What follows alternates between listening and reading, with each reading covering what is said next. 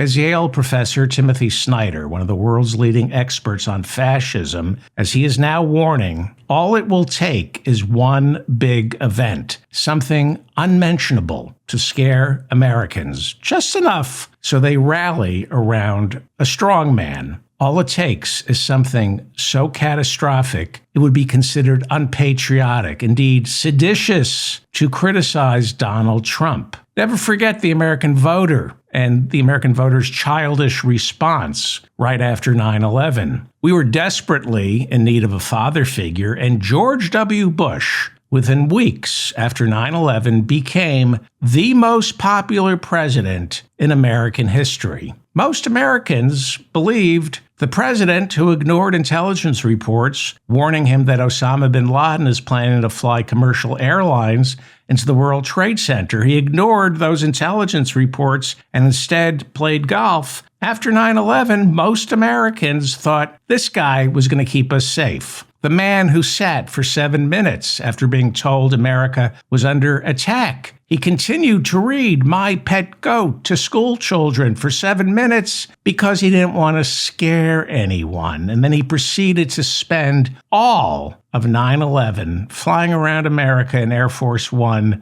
to chicken shit to land in Washington, D.C. and make his way to the Situation Room where Dick Cheney was giving out all the orders. It didn't matter the nation had been attacked. It didn't matter that it was he who let our guard down. And we were told to watch what we say about Bush. We were told, offer up blind obedience, never question his motives. And he took this newfound popularity. He had like a 90% approval rating, and he took it and he decided he was going to avenge 9/11 by attacking Iraq and Afghanistan, two nations that had zero to do with 9/11. But to question that, to say, wait a second, Al-Qaeda is hanging out in the hill country of Afghanistan. We should be attacking Pakistan and Saudi Arabia. To question the attacks on Iraq, the invasion of Afghanistan, that was considered seditious, hateful towards our troops, our president, and of course, America.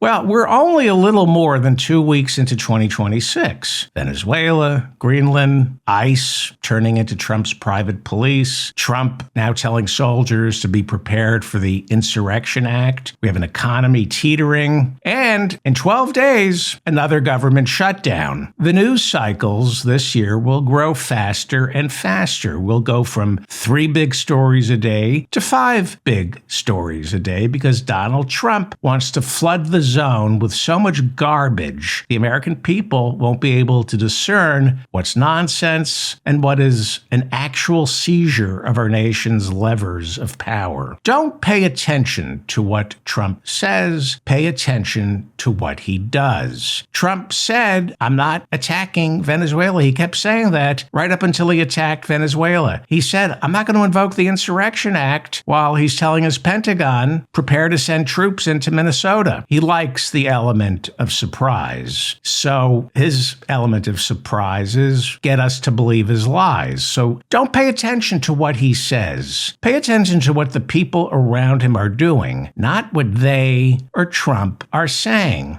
And it's not just Trump, it's the people around him. Hegseth, Rubio, Stephen Miller, Pam Bondi, Kristi Noem, Kash Patel, J.D. Vance. These are the worst people in our country, and they're now running things. They don't care. They are demented. They are demented, and they're mental defectives. And they're not caring. Their rage and contempt flows all the way down, empowering every lowlife with a badge and a gun like that ICE agent who killed Renee Good.